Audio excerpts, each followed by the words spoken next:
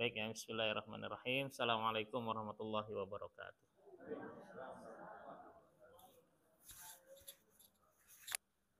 Alhamdulillah kita bersyukur pada Allah Subhanahu wa taala bisa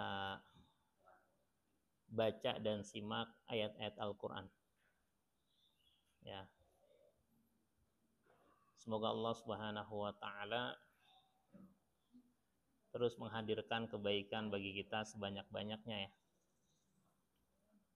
Melalui ayat-ayat Al-Qur'an yang kita baca dan simak.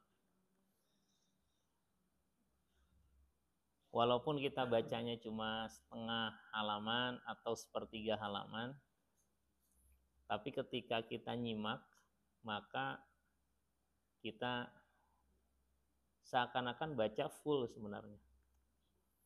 Karena kata Allah Subhanahu wa taala, wa idza quri'al Qur'an fastami'u lahu wa ansitu.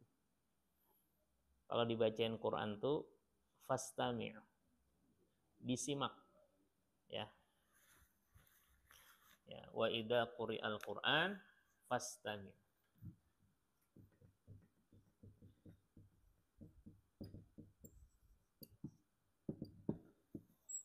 Fastami'u lahu wa ansitu la'allakum turhamun.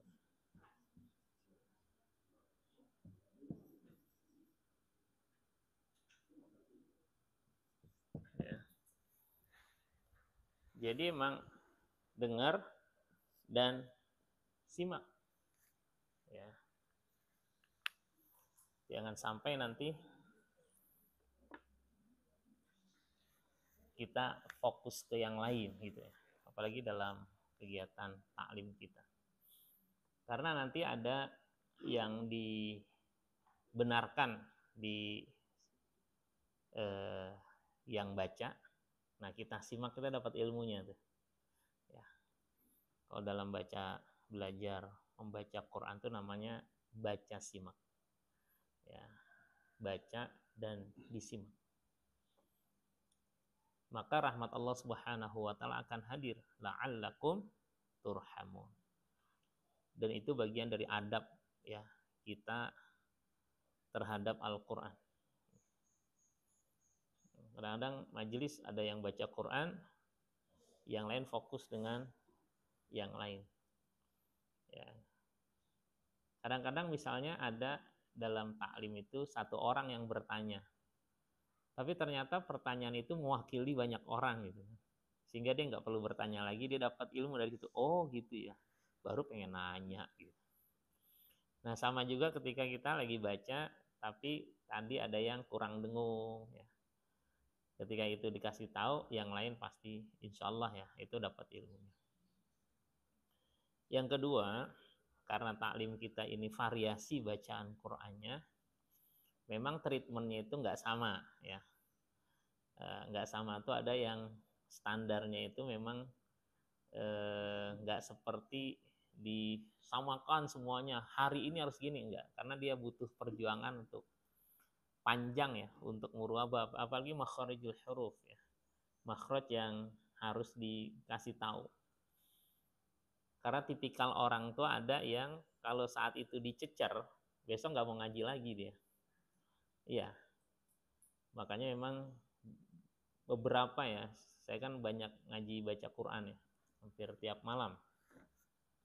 Itu kalau pas lagi ada yang baca itu ada yang ya susah dikasih taunya. Ya, maksudnya kita pengen kasih tahu baca terus gitu kan. Nah biasanya itu kalau yang begitu jangan pas lagi baca. Jadi selesai dia di ayat itu baru dikasih tahu. Nah, baru masuk. Kalau di ayat itu dikasih tahu, ya nggak bakal kedengeran. Ya, kenapa? Karena dia benar-benar fokus buat selesai. Biarkan selesai di nafasnya itu, ya nafas terakhir, nafas terakhir. Maksudnya ketika ayat itu berhenti, baru kasih tahu. Ini nanti ketika ada imam baca salah, itu nggak bisa kadang-kadang pas saat itu dia salah langsung dibetulin. Itu bisa blank tuh. Ya, ini dari mana lagi gitu. Tapi ketika misalnya dia dikasih tahu ya pas salah, terus kita bacain dengan yang pas, apalagi kalau yang pendek, kalau yang panjang susah soalnya di akhir gitu kan. Tapi di nafasnya itu tuh.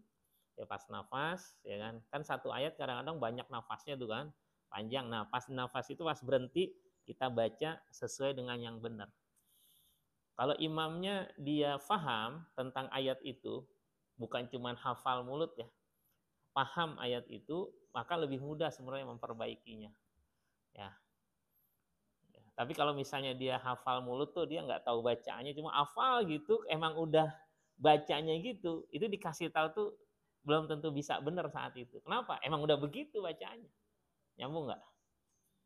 Jadi imam baca ini, Inna a'tainakal kausar. Kita benerin. Inna a'tainakal. Nggak bakal bisa tuh dalam sholat.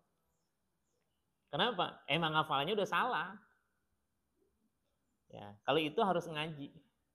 Maka ada beberapa ustadz, gimana cara ngingetin ya? Kalau imam bacanya, ya begini. Saya bilang, ya kalau bacaannya tadi merupakan hafalan dia yang memang udah salah, ya bukan maksudnya dari awal ngafalnya salah, bukan ketika lagi bacanya salah. Beda ya. Jadi awal ngafal salah gini, ketika dia memang dari awal ngaji karena otodidak, maka bacanya begitu aja. Ya. Saya pernah cerita ya, ada jamaah baca, ketika saya cek bacaan surat Al-Lahab, Al-Masad, dia baca gini, Tabbat yada habilahabi wa tab. Gitu kan. Saya bilang, Pak, baca sekali lagi. Saya kira dia split ya ini lidahnya, kesalahan lidah gitu kan.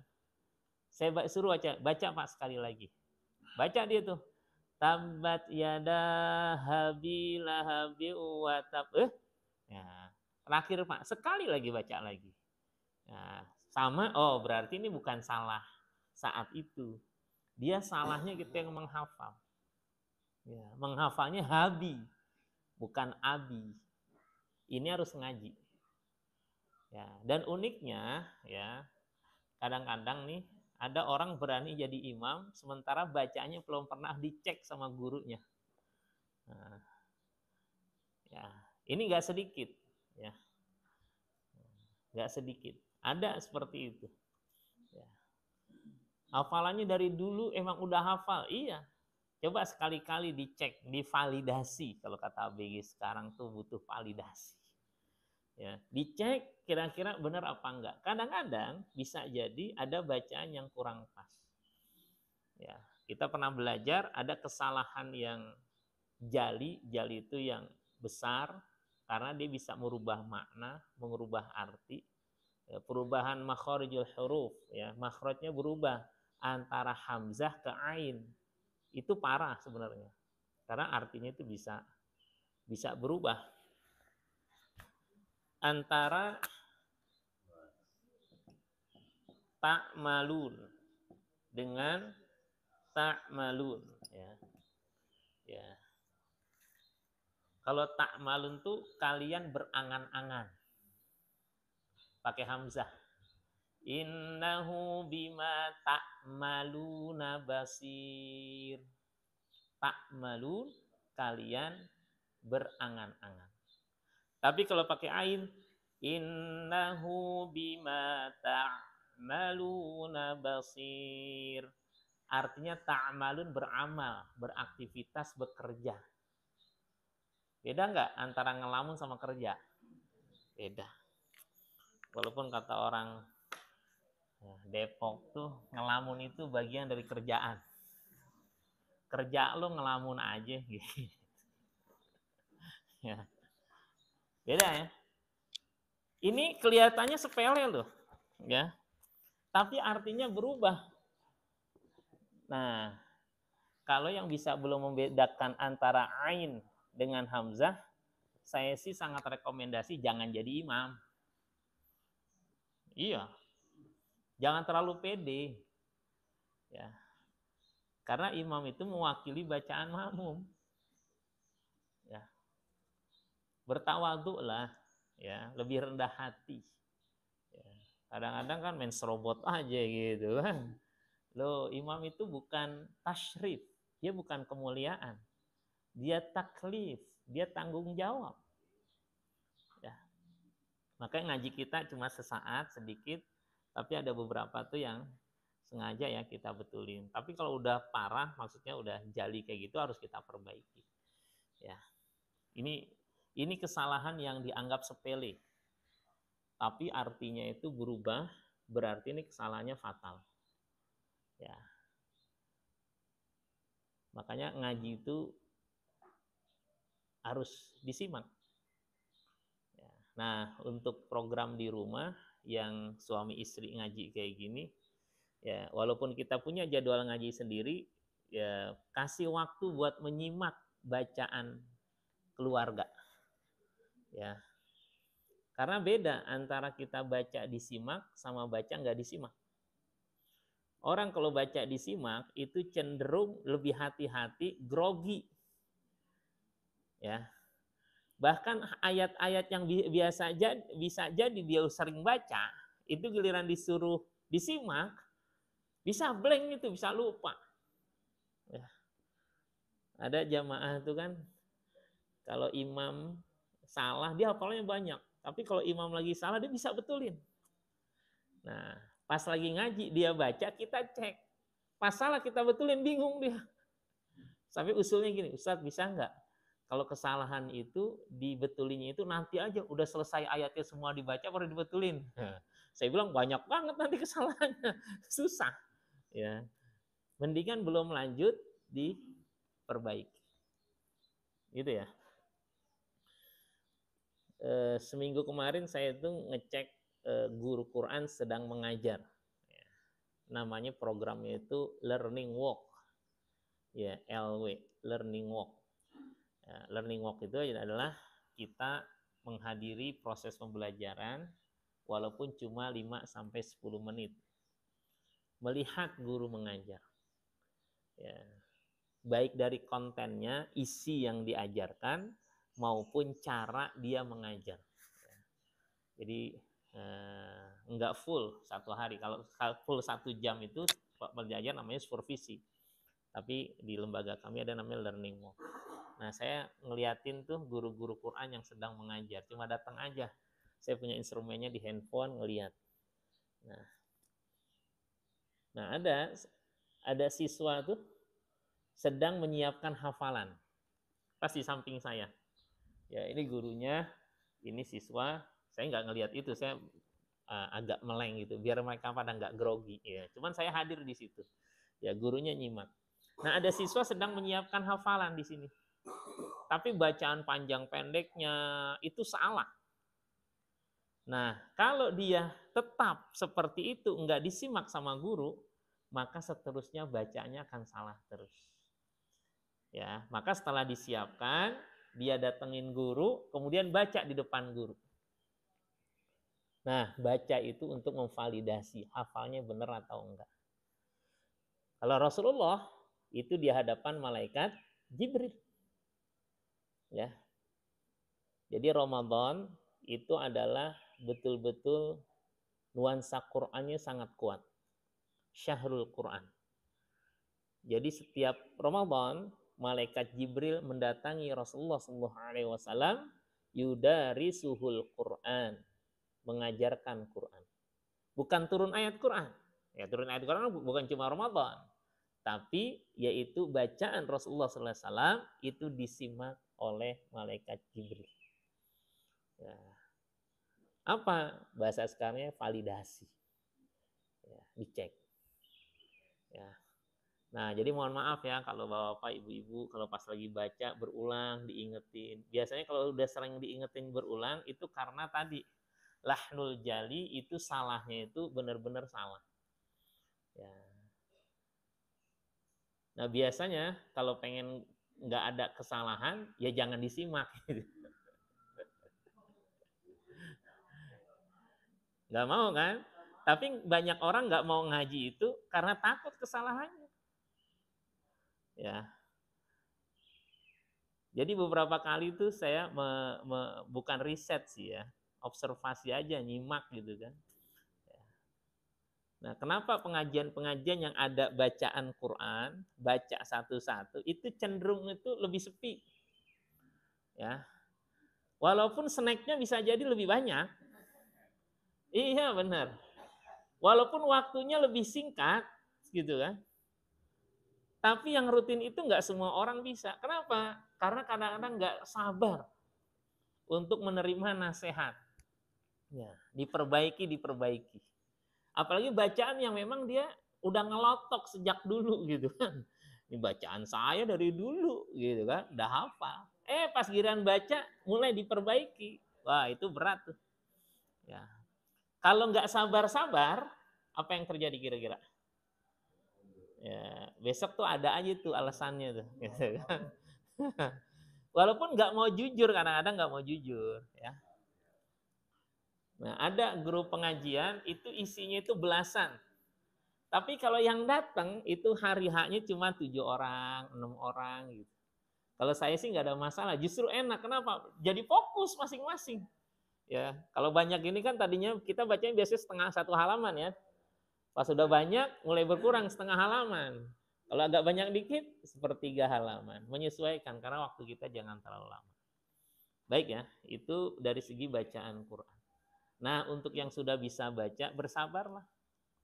Ya, kenapa? Karena ini jadi pelajaran. Kita juga nyimak satu orang bacaannya. Ya. Kita lagi lebih detail. Semangatnya apa? Kita lebih tahu. Bisa jadi ternyata ketika yang satu dikasih tahu, ada sesuatu yang sebenarnya selama ini kita sering kelewat. Gitu.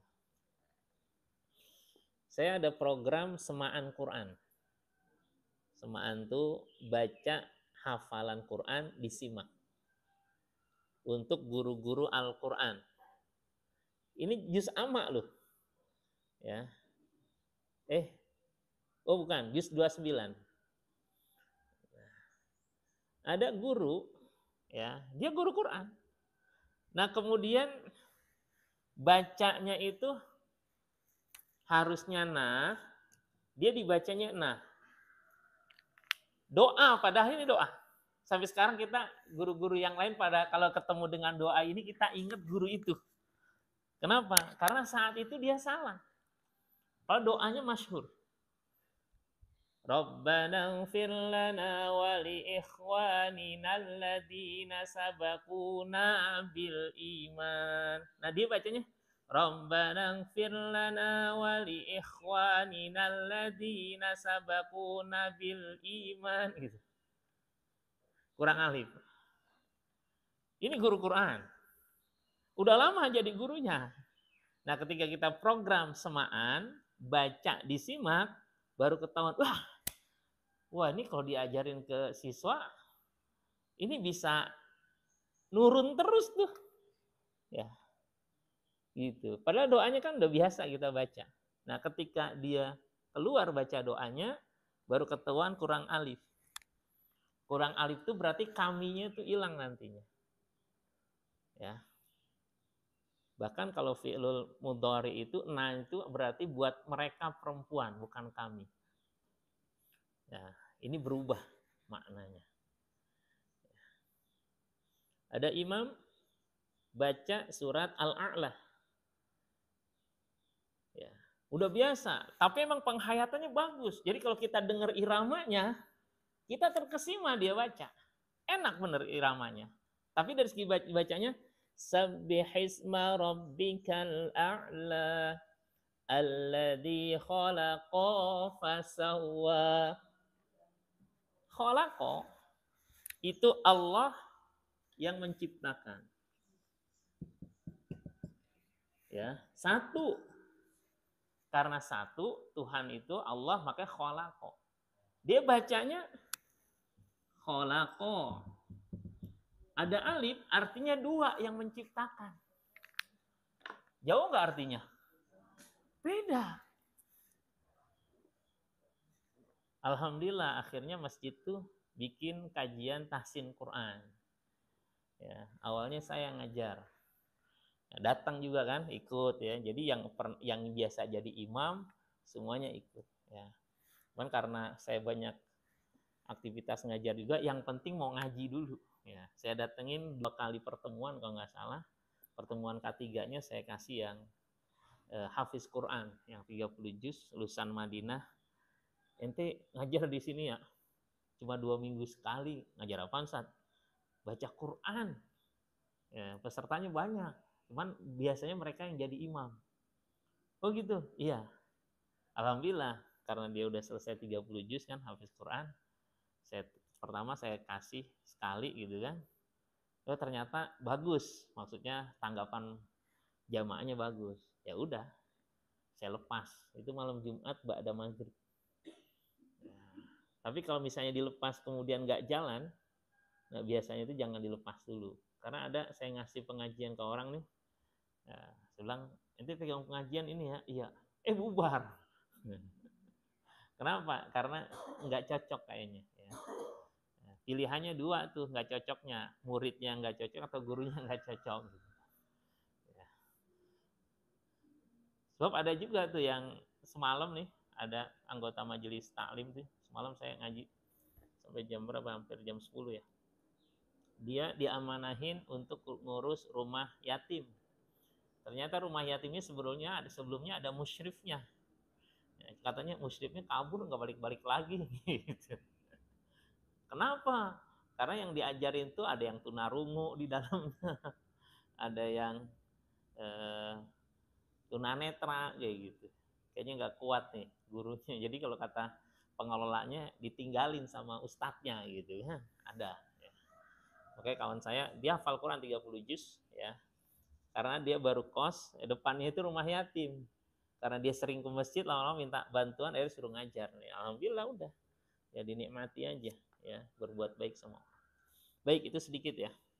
Nah berikutnya kita mengambil pelajaran dari surat Abasa. Ya. Abasa wa tawalla an ja'ahul a'ma. Pak Budi, nggak ada terjemahnya. Pak Zakaria akan baca terjemahnya mulai dari ayat 1 sampai ayat 7. Tafadhol.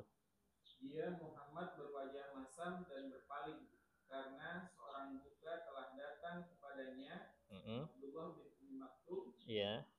Dan tahukah engkau Muhammad, barangkali dia ingin menyucikan dirinya dari dosa. Terus? Atau dia ingin mendapatkan pelajaran yang memberi manfaat kepadanya. Adapun orang yang merasa dirinya serba cukup, pembesar-pembesar Quraisy, maka engkau Muhammad beri perhatian kepadanya. Padahal tidak ada celah atasmu kalau dia tidak menyucikan diri beriman. Iya. Baik, jemaah Allah Subhanahu wa taala. Ayat ini turunnya kepada Rasulullah sallallahu alaihi wasallam. Sifatnya itu teguran. Maka fungsi Quran itu mengingatkan. Ketika datang itu ngingetin. Nah, ayat ini kan udah selesai semua. Tapi pelajarannya itu bisa kita dapatkan. Ketika Rasulullah sallallahu alaihi wasallam itu bermuka masam dan berpaling dari Abdullah bin Umi Maktum, seorang yang buta yang pengen belajar tentang Quran. Ingin membersihkan dirinya. Ingin mendapatkan peringatan. Kenapa? Karena pada saat yang sama ada pembesar Quraisy yang juga didakwahi oleh Rasulullah SAW.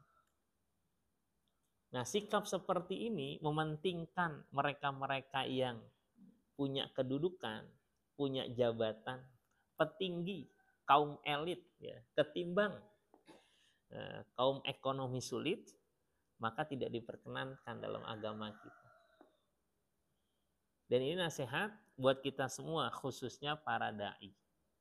Ya, jangan sampai milih-milih objek dakwah itu. Ya.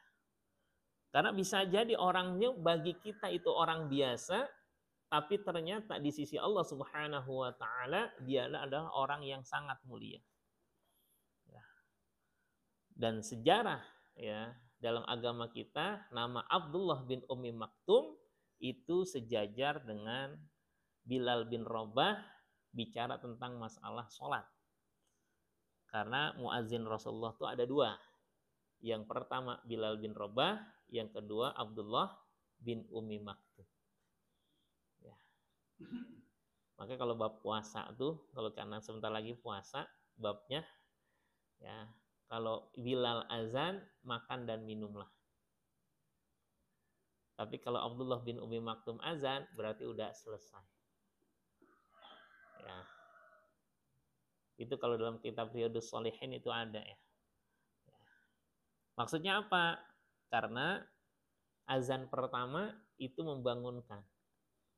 Azan yang kedua berarti itu azan subuh. Gitu. Dan ini masih berlaku kalau kita haji atau umroh. Ya, Bu Ami ya. Azan subuhnya masih 2 kali ya. Ya, azan pertama disebut dengan azan Bilal. Azan Bilal, oh makan dan minum, nggak ada masalah. Ya. Yang kedua, Abdullah bin Ummi Maktum. Siapa Abdullah bin Ummi Maktum? Seorang laki-laki yang buta. Ya. Tidak disebut namanya di sini, itu disebut karena itu tafsir. Adanya dalam kurung tadi ya, Abdullah bin Ummi Maktum. Ya, jadi kalau dalam Quran terjemah ada dalam kurung itu tafsir sebenarnya. Jadi nggak ada di kata-katanya itu Abdullah bin Ummi Maktum nggak abasa wa tawalla an ja'ahul a'ma. A'ma artinya seorang yang buta. Dijelaskan Abdullah bin Ummi Maktum. Nah, penjelasannya itu bisa dilihat di buku-buku tafsir, kitab tafsir.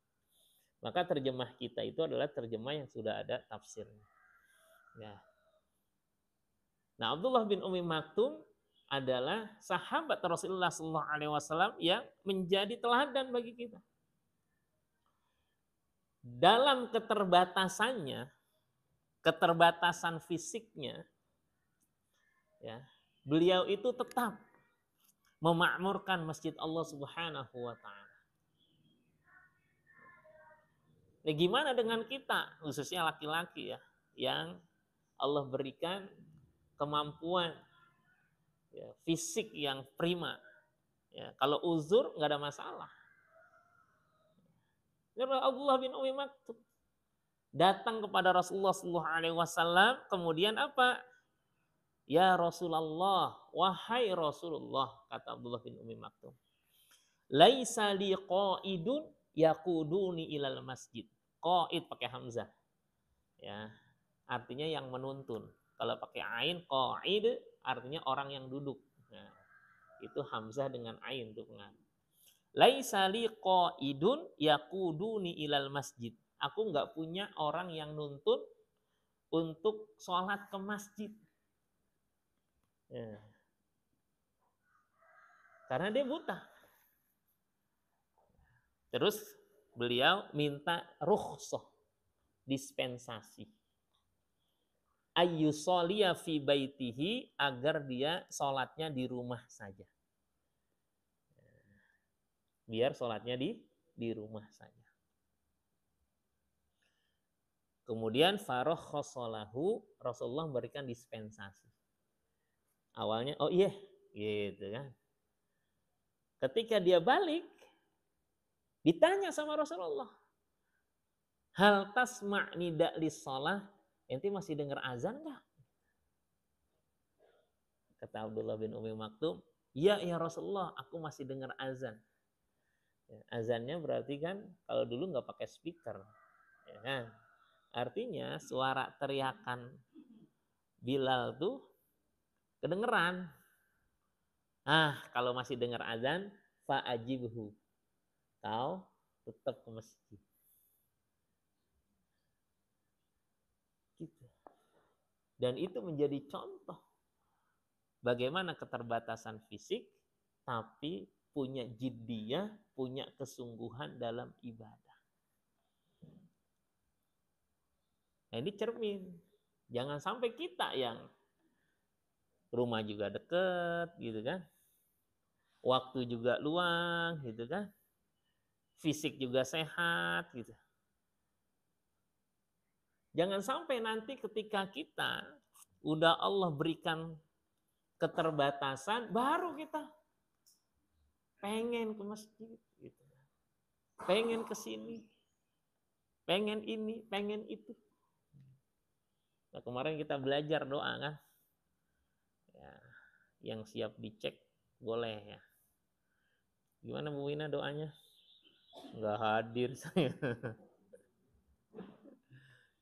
Gimana Pak Mudi doanya? Nggak hadir. Yang ditanya nggak hadir. Ya, silakan telepon tuh. Doanya gimana? Doa siapa yang kemarin kita hafalin? Halo? Doa agar kita berada dalam kesabaran, dalam iman. Sampai kapan? Sampai wafat. Gimana doanya kemarin? Bu Rina silakan. Oh, ini dicontohin dulu ya, silakan. Beliau udah siap. Ya.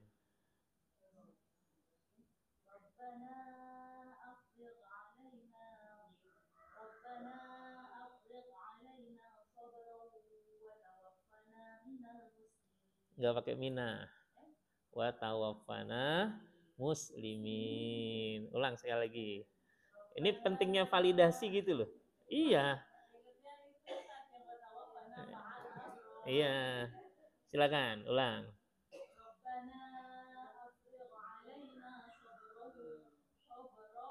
Sabarau wa tawaffana. Iya. Belum, nggak hadir kemarin. Ayo Imam, tafadhal. Alaina, bukan lana. Afrik dulu. Alaina. Wa tawaf. Bang Zakaria.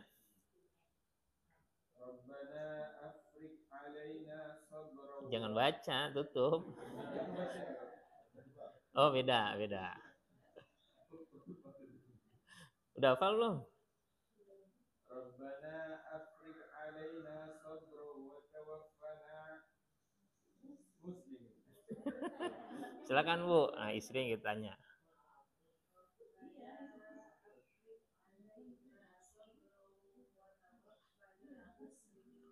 Iya, alhamdulillah. Walaupun nggak diwajibkan ngafal kan, tapi kemarin kita cek ya kan, diawali dengan Pak Ihsan. Itu doa agar kita bisa istiqomah dalam kebaikan, sabar dalam keimanan, sampai kapan? Sampai wafat. Ya, belajar, walaupun doa itu doanya siapa kemarin? Doanya siapa? Masih ingat nggak? Ini baru seminggu yang lalu nih. Nah, ya. Nah, nggak hadir beliau tahu. Itu doanya tukang sihir Fir'aun yang beriman. Ya. Jadi ketika melihat mukjizatnya Nabi Musa, kemudian dia mengatakan, qalu amanna bi rabbil alamin, Rabbi Musa wa Harun. Aku beriman kepada Tuhan semesta alam, Tuhannya Musa wa Harun. Ya, kemudian diancam oleh Firaun, la uqatti'anna aydiyakum wa arjulakum min khilaf, ya, tsumma la usallibannakum ajma'in. Aku akan potong tangan, kaki kalian bersilangan, akan aku salib kalian. Ya, tapi tukang sihir Firaun yang sudah beriman, dia tetap dalam imannya. Enggak takut dengan Firaun, dan dia berdoa, Rabbana afriq alaina sabra. Ya Allah, limpahkan atas kami kesabaran. Sabar ini sabar bukan dalam musibah. Sabar ini dalam menjaga ketaatan, dalam keimanan. Karena kalau nggak sabar-sabar, bisa futur, bisa lemah kita. Sampai kapan? Wa tawaffana muslimin. Wafatkan kami dalam keadaan muslim. Nah, kita belajar hari ini dari kisahnya Abdullah bin Ummi Maktum. Termasuk Rasulullah. Diajarkan oleh Allah Subhanahu wa taala tentang apa? Kita nggak pernah tahu kemuliaan seseorang, walaupun punya keterbatasan, bisa jadi di sisi lain dia punya nilai yang sangat lebih. Dan ternyata beliau adalah hamba Allah, ya, Abdullah bin Ummi Maktum, dengan kondisinya yang cacat, buta, tapi dia dimuliakan oleh Allah Subhanahu wa taala. Nah, mudah-mudahan kita belajar tuh Ya, jadi kalau lagi yang laki-laki lagi malas ke masjid, ingetin tuh ya, istrinya, bah nggak malu sama sahabat Nabi Abdullah bin Umi Maktum, gitu kan? Ya, jadi tetap semangat. Ya. Pastilah setiap orang pasti pernah merasa yang namanya lelah, rasa bosan, ya kan? Nah, dengan kisah-kisah kayak gini ini menguatkan. Nanti ketika kita baca surat Abasa, kita akan nyangkut tuh ayat ini. Oh iya, ayat ini bicara tentang ya bagaimana ketika Rasulullah ditegur oleh Allah Subhanahu wa taala. Karena Rasulullah manusia, ya. Tapi bedanya Rasulullah SAW itu Allah pilih untuk apa? Untuk menjadi teladan bagi kita sehingga beliau setiap aktivitasnya itu dibingkai oleh Allah Subhanahu wa taala agar senantiasa menghadirkan akhlakul karimah. Akhlak yang mulia yang menjadi keteladanan bagi kita. Dan ini adalah bukti bahwa ayat-ayat Al-Qur'an itu apa adanya. Ya, padahal ayat ini Nabi ditegur. Tapi ayat ini nggak dihilangin sama Rasulullah. Tetap dihadirkan. Itu jujurnya namanya tabligh, disampaikan oleh Rasulullah. Ya, kalau kita kan misalnya ada tulisan panjang, ada kejelekan kita apain kira-kira tuh? Ya. Jangankan gitu, coba deh foto ada 100 biji nih. Jangan upload dulu. Yang ini jangan ya. Yang ini jangan ya, yang ini jangan. Nah, kalau yang ini filternya nih, coba deh biar terang nih, gitu kan. Bisa nggak jerawatnya hilang dikit, gitu kan. Betul nggak? Kan banyak kayak gitu. Kenapa? Karena kita nggak mau tampil apa adanya. Nah, ayat ini, ya ulama mengatakan ini salah satu ya kejujuran bagaimana Rasulullah SAW terhadap ayat Quran. Walaupun ayat ini teguran kepada Rasulullah SAW, tapi tetap ayat ini dihadirkan. Untuk apa? Sebagai pelajaran buat kita semua. Ya. Jadi yang dicontohnya itu adalah bagaimana setelah itu Rasulullah SAW betul-betul menghargai, menghormati yang namanya Abdullah bin Umi Maktum, bahkan dikasih jabatan lah, tanda kutip, jabatan posisi beliau sebagai muadzin Rasulullah SAW setelah Bilal bin Rabah. Wallahu a'lam bishawab. Mudah-mudahan berkah buat kita semua. Allahumma arhamna bil Qur'an. Ya Allah, rahmati kami semua dengan Al-Qur'an. Waj'alhu lana imama wa nuran wa hudan wa rahmah. Jadikan Al-Qur'an bagi kami sebagai imam, sebagai cahaya, sebagai petunjuk dan rahmat-Mu ya Allah. Allahumma dzakkirna minhuma nasinahu. Ya Allah, ingatkan apa-apa yang kami lupa dari Al-Qur'an. Wa 'allimna minhuma jahilnahu. Ajarkan apa-apa yang selama ini kami enggak tahu tentang Quran. Warzuqna tilawatahu, berikan kami kenikmatan untuk membaca Al-Qur'an ana al-laili wa atrafan nahar, sepanjang malam ataupun siang. Waj'alhu lana hujjatan la hujjatan alaina. Jadikan Al-Quran ini sebagai pembela kami di akhirat yang memberatkan timbangan kebaikan kami menjadi syafaat bagi kami. Ya Rabbal Alamin, wahai Tuhan semesta alam. Subhanaka Allahumma bihamdika asyhadu an la ilaha illa anta astaghfiruka wa atubu ilaik. Assalamualaikum warahmatullahi wabarakatuh.